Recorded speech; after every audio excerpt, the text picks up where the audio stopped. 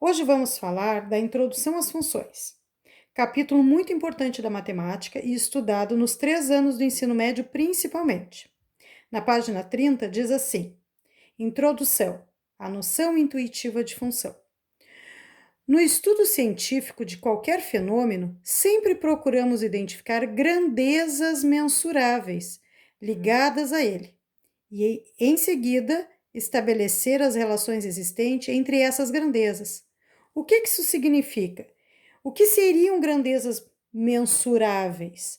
Seriam grandezas que nós conseguimos quantificar, contar. Como, por exemplo, conseguimos contar o tempo, conseguimos contar distâncias, tempo, espaço, conseguimos contar mercadorias, conseguimos contar dinheiro, conseguimos contar pessoas, conseguimos contar várias outras coisas que existem ao nosso redor e que nós conseguimos relacionar umas com as outras. Bom, primeiro vamos falar então do primeiro exercício, o primeiro exemplo, né, que tem na página 30. Fala assim: tempo e espaço. Vamos relacionar tempo com espaço. Uma pista de ciclismo tem marcações a cada 500 metros. Enquanto um ciclista treina para uma prova, desenvolvendo uma velocidade constante, o técnico anota seu desempenho. O resultado pode ser observado na tabela ao lado. A cada instante x, instante de tempo x, corresponde uma única, isso é muito importante, distância y, nesse caso em metros, e o tempo em minutos. Então, nós temos, no tempo zero, ele andou 0 metros. No tempo 1 minuto, ele andou já 500 metros. Mais um minuto, no tempo 2 minutos, ele andou 1000 metros. Quando se passou mais um minuto, chegando a 3 minutos, ele andou mais 500 metros, 1500 metros no total. No tempo 4 minutos, no instante 4, 2000 metros. No instante 5, 2500 metros. Observem que conforme foi aumentando o meu tempo, a minha distância também foi aumentando. Isso é uma relação entre distância e tempo. Posso relacionar então como sendo o y, que é a minha distância, é igual a 500 metros vezes o x, que é o tempo. Então, se eu tiver aqui meu y, 500 vezes 3, 500 vezes 3, 1500. Então, meu y, a minha distância seria de 1500 metros. Se eu mudar o meu tempo para 5, 500 vezes 5, 500 vezes 5, 2500. Então, 500 vezes 5, 2500 metros. E assim sucessivamente até ele parar. Observa que a velocidade do ciclista é de 500 metros por minuto. A cada minuto que passa, ele anda 500 metros. No exemplo 2, podemos relacionar quantidade de mercadorias e preços. Ora, vamos pensar numa situação. Se nós formos ao supermercado e colocarmos objetos, compras dentro do nosso carrinho, o que nós podemos concluir? Quanto mais objetos, mais compras tiver dentro do carrinho, maior será o valor que eu vou pagar no caixa. Aqui representa uma situação semelhante. Então diz assim: uma barraca de praia em Fortaleza vende sucos naturais ao preço de R$ 3,50 a garrafa. Então, cada garrafinha custa R$ 3,50. Para não ter de fazer as contas toda hora, o proprietário da barraca montou uma tabela como essa ao lado. O que ele relaciona? Nesse exemplo, estão sendo medidas duas grandezas, número de garrafas e o preço, e o dinheiro.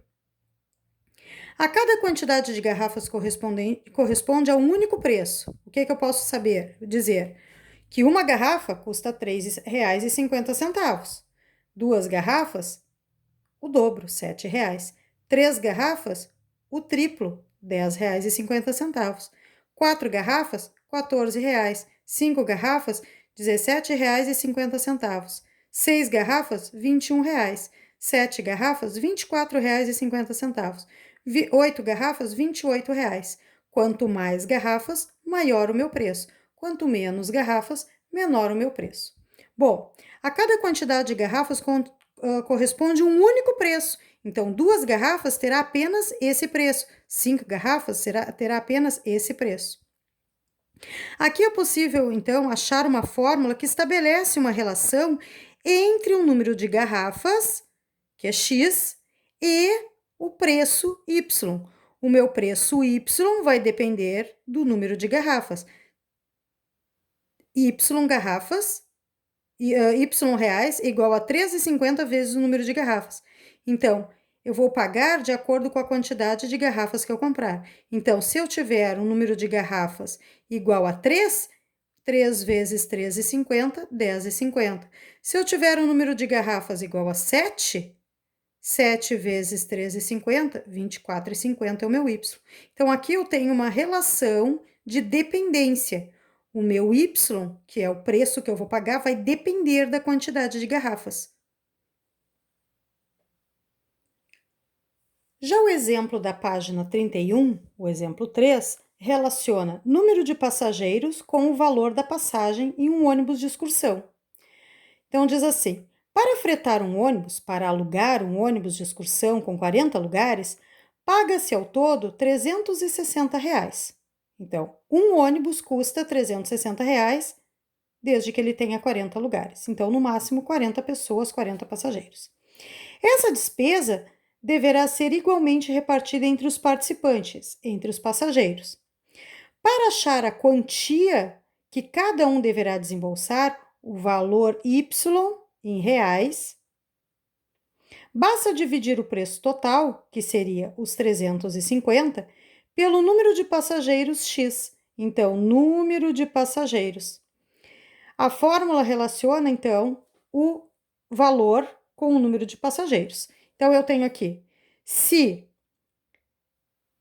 o ônibus custa R$ 360 e eu tenho uma única pessoa que vai andar no ônibus, ela pagará os R$ 360. Mas se ao invés de ter uma única pessoa, eu tiver 4 pessoas para andar no ônibus, 360 divididos por 4, R$ 90 para cada uma.